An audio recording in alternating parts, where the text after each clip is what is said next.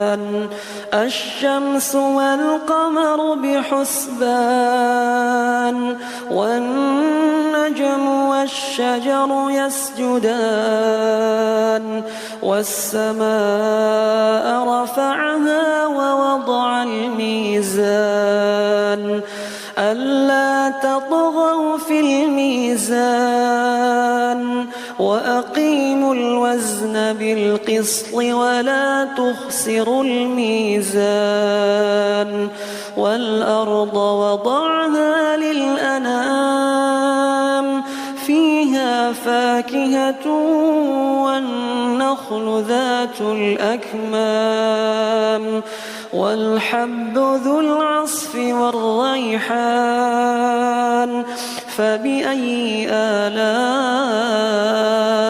ربكما تكذبان